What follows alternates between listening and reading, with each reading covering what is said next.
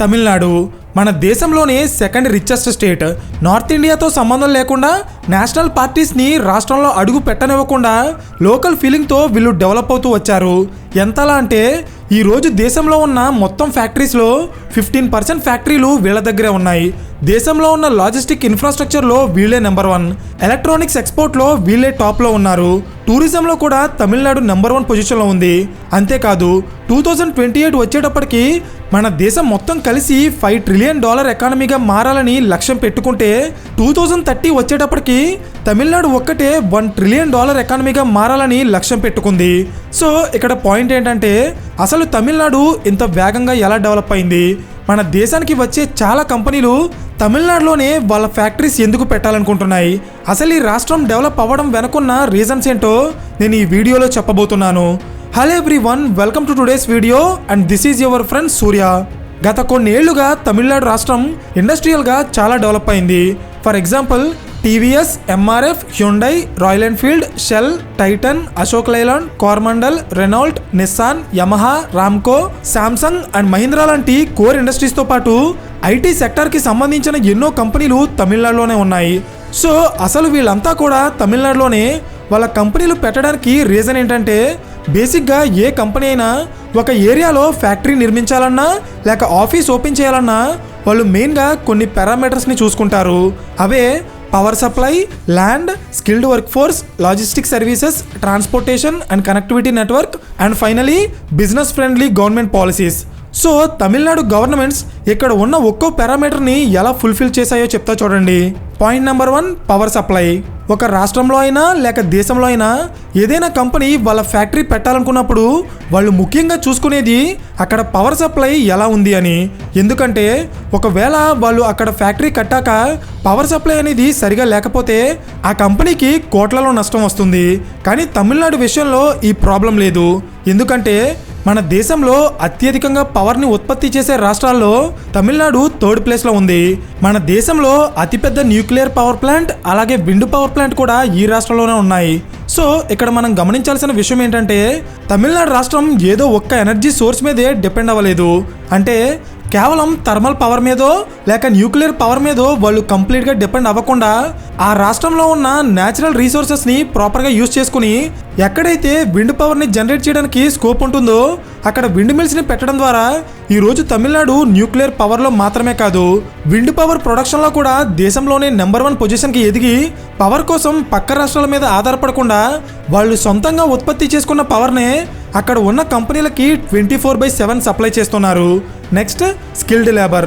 ఒక రాష్ట్రం ఇండస్ట్రియల్గా డెవలప్ అవ్వాలంటే అక్కడ స్కిల్డ్ లేబర్ ఫోర్స్ ఉండటం అనేది చాలా ముఖ్యం. బికాస్ లేబర్కి స్కిల్స్ లేకుండా ఒక కంపెనీ క్వాలిటీ ప్రోడక్ట్ని తయారు చేయలేదు. సో అందుకే చాలా రాష్ట్రాల్లో ఉన్న గవర్నమెంట్స్ అక్కడ ఉన్న యువతకి స్కిల్ ట్రైనింగ్ ఇవ్వడానికి వాళ్ళని స్కిల్డ్ వర్క్ ఫోర్స్గా మార్చడానికి చాలా ప్రోగ్రామ్స్ లాంచ్ చేస్తారు. సో ఇక్కడ పాయింట్ ఏంటంటే ఒక రాష్ట్రంలో ఉన్న యువతకి స్కిల్స్ పెంచాలంటే ముందు వాళ్ళు చదువుకుని ఉండాలి. 2011 సెన్సస్ ప్రకారం తమిళనాడులో 80% లిటరసీ రేట్ ఉంది. అంటే తమిళనాడులో ఉన్న ప్రజల్లో 80% చదువుకున్న వాళ్ళే. సో చదువుకున్న వాళ్ళు ఎక్కువగా ఉన్న చోట ఆటోమేటిక్గా స్కిల్డ్ వర్క్ ఫోర్స్ కూడా ఎక్కువగా ఉంటుంది. ఈ స్కిల్డ్ వర్క్ ఫోర్స్ని చూసే చాలా కంపెనీలు ఆయా రాష్ట్రాల్లో పెట్టుబడులు పెట్టాలా లేదా అనేది డిసైడ్ అవుతాయి. Point number 3, infrastructure. First of all మనం తమిళనాడులో ఉన్న ఇన్ఫ్రాస్ట్రక్చర్ గురించి మాట్లాడుకునే ముందు మనం తెలుసుకోవాల్సిన విషయం ఏంటంటే ఈ రాష్ట్రానికి జియోగ్రాఫికల్గా చాలా బెనిఫిట్స్ ఉన్నాయి. ఫర్ ఎగ్జాంపుల్ తమిళనాడుకి మన దేశంలోనే 2nd లార్జెస్ట్ కోస్టల్ లైన్ ఉంది. ఈ కోస్టల్ లైన్ని వీళ్ళు చాలా ఎఫెక్టివ్గా యూజ్ చేసుకుని అక్కడ సుమారు 15 సీపోర్ట్స్ని నిర్మించారు. ఎప్పుడైతే ఒక రాష్ట్రంలో సీపోర్ట్స్ ఉంటాయో అక్కడ ఎక్స్పోర్ట్స్ అండ్ ఇంపోర్ట్ యాక్టివిటీస్ బాగా పెరిగి ఇంటర్నేషనల్ ట్రేడ్ ద్వారా ఆ రాష్ట్రం చాలా డబ్బు సంపాదిస్తుంది. ఇక్కడ మీకు తెలియాల్సిన మరొక విషయం ఏంటంటే ఒక రా మెటీరియల్ని ఫినిష్డ్ ప్రోడక్ట్గా మార్చి దాన్ని విదేశాల్లో ఉన్న కస్టమర్కి చేర్చే ప్రాసెస్లో చాలా బిజినెస్ జరుగుతుంది. ఇందులో లాజిస్టిక్స్ అండ్ ట్రాన్స్పోర్టేషన్ నెట్వర్క్ అనేది కీ రోల్ ప్లే చేస్తుంది. సో ఇక్కడ నేను చెప్పేది ఏంటంటే ఒక రాష్ట్రంలో లాజిస్టిక్ ఇన్ఫ్రాస్ట్రక్చర్ని అలాగే ట్రాన్స్పోర్టేషన్ నెట్వర్క్ని డెవలప్ చేస్తేనే అక్కడ ఎక్స్పోర్ట్స్ అండ్ ఇంపోర్ట్స్ అనేవి బాగా పెరుగుతాయి. గత కొన్నేళ్లుగా తమిళనాడులో ఉన్న గవర్నమెంట్స్ వాళ్ళ రాష్ట్రంలో ఈ ట్రాన్స్పోర్టేషన్ నెట్వర్క్ని అలాగే లాజిస్టిక్ సర్వీసెస్ని చాలా బాగా డెవలప్ చేశాయి. ఫర్ ఎగ్జాంపుల్ మన దేశంలోనే 2వ అతిపెద్ద కంటైనర్ హ్యాండ్లింగ్ పోర్ట్ తమిళనాడులోనే ఉంది. మీరు ఈ రాష్ట్రంలో ఉన్న రోడ్స్ని గమనించినా వేరే రాష్ట్రాలతో పోలిస్తే చాలా బెటర్గా ఉంటాయి. కేవలం రోడ్స్ మాత్రమే కాదు, ఈ రాష్ట్రంలో 3 మేజర్ సీపోర్ట్స్, 4 ఇంటర్నేషనల్ ఎయిర్పోర్ట్స్ ఉన్నాయి. ఇక్కడి నుండి సింగపూర్, మలేషియా అండ్ థాయిలాండ్ లాంటి ఈస్టర్న్ కంట్రీస్తో పాటు అమెరికా అండ్ యూరప్ లాంటి వెస్ట్రన్ కంట్రీస్కి ప్రతి సంవత్సరం కొన్ని వందల కోట్ల రూపాయల విలువైన సరుకు ఎక్స్పోర్ట్ అవుతుంది.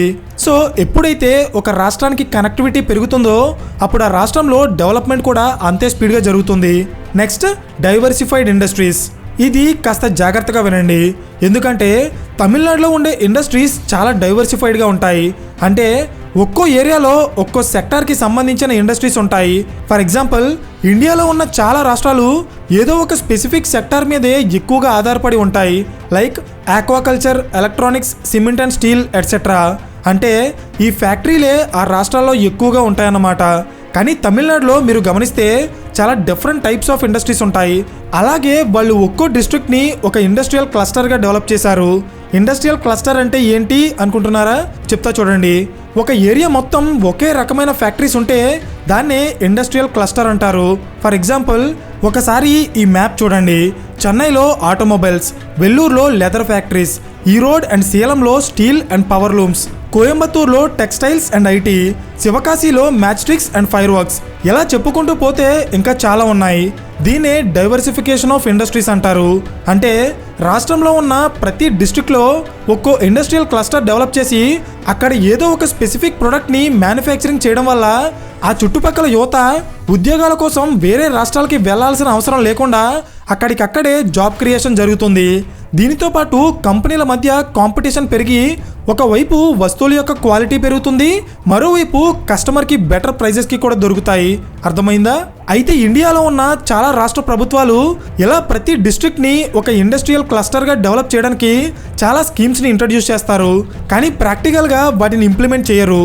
ఒకవేళ ఇంప్లిమెంట్ చేసి అక్కడ ఇండస్ట్రియల్ క్లస్టర్స్ని డెవలప్ చేస్తే ఆ రాష్ట్రం ఎలా అభివృద్ధి చెందుతుంది అని చెప్పడానికి తమిళనాడే ఒక పర్ఫెక్ట్ ఎగ్జాంపుల్.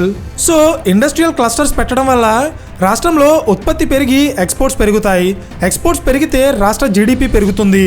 అందుకే తమిళనాడు మన దేశంలో సెకండ్ రిచెస్ట్ స్టేట్గా మారింది. అయితే ఈ రాష్ట్రంలో ఉన్న మేజర్ ఇండస్ట్రీస్ని మనం చూస్తే అందులో మనం ముఖ్యంగా మాట్లాడుకోవాల్సింది ఆటోమొబైల్ ఇండస్ట్రీ. మన దేశంలో ఉన్న టోటల్ ఆటోమొబైల్ ప్రొడక్షన్లో 30% తమిళనాడులోనే ప్రొడ్యూస్ అవుతాయి. Like 2 wheelers, 3 wheelers, 4 wheelers, commercial vehicles and spare parts. నేను ఆల్రెడీ వీడియో స్టార్టింగ్లో చెప్పినట్టే రాయల్ ఎన్ఫీల్డ్ నుండి అశోక్ లైలాండ్ వరకు, టీవీఎస్ నుండి యమహా వరకు ఇండియన్ రోడ్స్ మీద తిరుగుతున్న ఎన్నో ఆటోమొబైల్ బ్రాండ్స్ వాళ్ళ వెహికల్స్ని తమిళనాడులోనే ప్రొడ్యూస్ చేస్తున్నాయి. Next, textile industry. మన దేశంలో టెక్స్టైల్స్ అనే పేరు వినగానే చాలామంది గుజరాత్ అండ్ మహారాష్ట్ర ఫేమస్ అనుకుంటారు. కానీ మన దేశంలో ఉన్న టోటల్ స్పిన్నింగ్ మిల్స్లో 50% స్పిన్నింగ్ మిల్స్ తమిళనాడులోనే ఉన్నాయి. కోయంబత్తూర్, ఈరోడ్, తిరుపూర్ అండ్ మదురై లాంటి ఏరియాస్ నుండి ప్రతి సంవత్సరం కొన్ని వందల కోట్ల రూపాయల విలువైన textiles and garment materials China, Bangladesh and European కంట్రీస్కి ఎక్స్పోర్ట్ అవుతున్నాయి. రీసెంట్గా ఎలక్ట్రానిక్స్ ఎక్స్పోర్ట్లో కూడా తమిళనాడు ఉత్తరప్రదేశ్ రాష్ట్రాన్ని దాటేసి దేశంలో నెంబర్ 1 పొజిషన్కి వచ్చేసింది. Samsung, bell, Motorola and HTC లాంటి ఎన్నో ఎలక్ట్రానిక్ మ్యానుఫ్యాక్చరింగ్ కంపెనీలు తమిళనాడులో వాళ్ళ ఫ్యాక్టరీస్ ఓపెన్ చేసి అక్కడి నుండి ప్రొడక్ట్స్ని తయారు చేసి విదేశాలకి ఎక్స్పోర్ట్ చేస్తున్నాయి. నెక్స్ట్ మనం మాట్లాడుకోవాల్సిన ఒక important concept FDI, foreign direct investment. మన దేశంలో అత్యధికంగా విదేశీ పెట్టుబడులు అట్రాక్ట్ చేసే రాష్ట్రాల్లో తమిళనాడు 5th ప్లేస్లో ఉంది. ఫస్ట్ 4 స్టేట్స్ ఏంటంటే మహారాష్ట్ర, కర్ణాటక, గుజరాత్ అండ్ ఢిల్లీ. ఇక్కడ మీరు గమనిస్తే మన దేశానికి వచ్చే టోటల్ ఎఫ్డిఐలో 88% విదేశీ పెట్టుబడులు ఈ 5 రాష్ట్రాలకే వెళ్ళిపోతున్నాయి. మిగిలిన ఆ కాస్త పెట్టుబడిని దాదాపు 20కి పైగా రాష్ట్రాలు అలాగే యూనియన్ టెరిటరీస్ కలిపి పంచుకుంటున్నాయి. సో ఇది చూసినప్పుడు కొంతమందికి ఒక డౌట్ వస్తుంది, ఎందుకు విదేశీ కంపెనీలన్నీ మహారాష్ట్ర, గుజరాత్ అండ్ తమిళనాడులోనే ఎక్కువ పెట్టుబడులు పెడుతున్నాయని.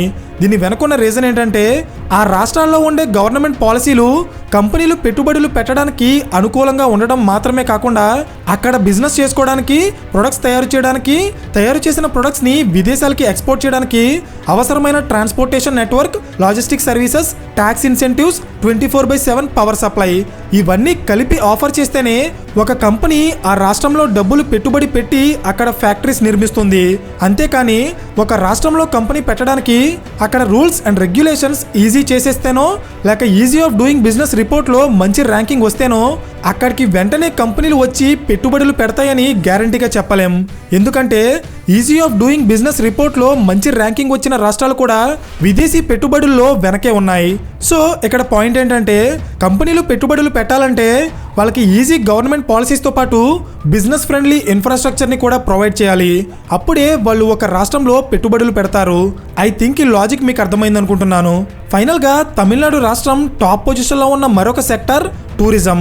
మీకు తెలుసో లేదో మన దేశంలో టూరిజం ద్వారా ఎక్కువ డబ్బు సంపాదించే రాష్ట్రాల్లో తమిళనాడు కూడా ఒకటి. ఆ రాష్ట్రంలో పురాతనమైన టెంపుల్స్ ఎక్కువగా ఉండటం వల్లే అక్కడ టూరిజం ఎక్కువగా ఉంది అని మీరు అనుకుంటే అది చాలా పొరపాటు. ఎందుకంటే ఇండియాలో పురాతనమైన టెంపుల్స్ ఉన్న రాష్ట్రాలు చాలా ఉన్నాయి, కానీ తమిళనాడుకి మాత్రమే ఎక్కువ టూరిస్టులు రావడానికి కారణం వాళ్ళ కల్చర్ అండ్ ట్రెడిషన్. తమిళనాడు ప్రజలు వాళ్ళ కల్చర్ని అలాగే ట్రెడిషన్ని కాపాడుకోవడంలో వాళ్ళు ఎప్పుడూ ముందుంటారు. అలాగే బయట ప్రపంచానికి వాళ్ళ కల్చర్ని పోర్ట్రేట్ చేసే విధానం కూడా చాలా డిఫరెంట్గా ఉంటుంది. ఫర్ ఎగ్జాంపుల్, ఎంతోమంది ఫారినర్స్ తమిళనాడు విజిట్ చేయడానికి కారణం కేవలం అక్కడ ఉన్న టూరిస్ట్ డెస్టినేషన్స్ మాత్రమే కాదు, అక్కడ ఉండే కల్చర్ అండ్ ట్రెడిషన్ని తెలుసుకోవడం కోసం ఆ రాష్ట్రానికి చాలామంది ఫారినర్స్ వస్తారు.